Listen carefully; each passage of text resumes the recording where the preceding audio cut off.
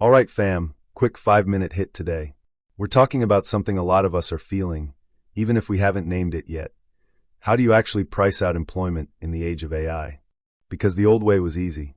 You hire somebody, you think salary, payroll taxes, benefits, maybe a laptop and a desk. Boom, that's the cost of a seat. Then remote work pulled up and added a whole new shopping list. Zoom, Slack, Notion, project management, cybersecurity. Now the cost per employee was payroll plus all these digital tools. And now we've entered the next layer, AI. Folks are using ChatGPT, Midjourney, Runway, 11 Labs, Firefly, automations, custom agents.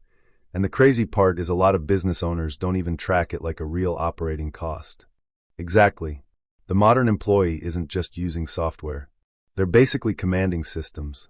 Behind one person is a whole stack of subscriptions, APIs, and credits running in the background. So the question shifts. It's not just, how much does this employee cost me? It becomes, how much does this employee's AI ecosystem cost me?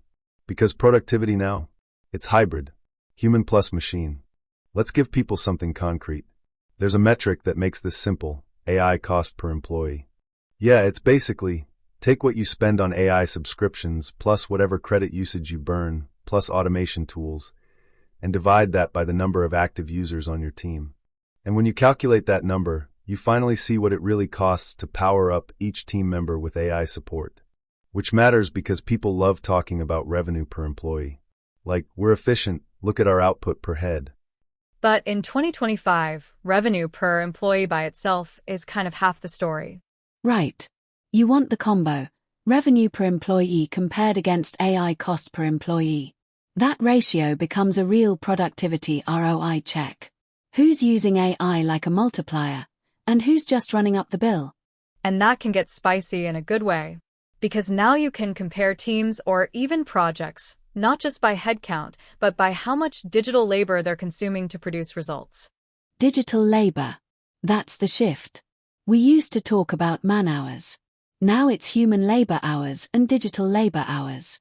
Every prompt that generates a logo, a video draft, a research summary, a transcript, a chunk of code, that's an output event, and it has a cost. And if you're pricing client work, creative work, technical work, you already know what this feels like. AI credits and automation time start to look like gas and mileage used to look in logistics. It's part of the job cost now.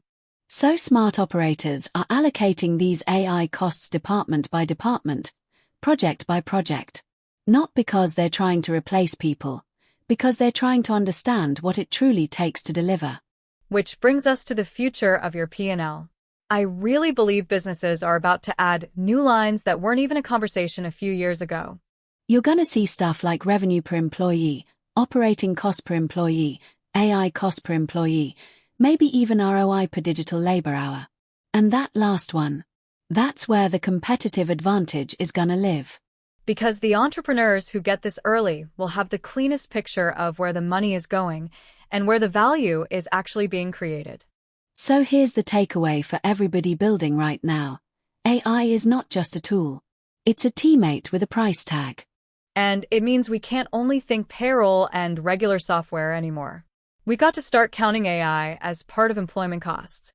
Because the real question isn't just, what's your head count? It's, what's your hybrid count? That's the episode. Quick, practical, and something you can actually take back to your spreadsheet today. Run the numbers. Don't guess. Catch you all next time.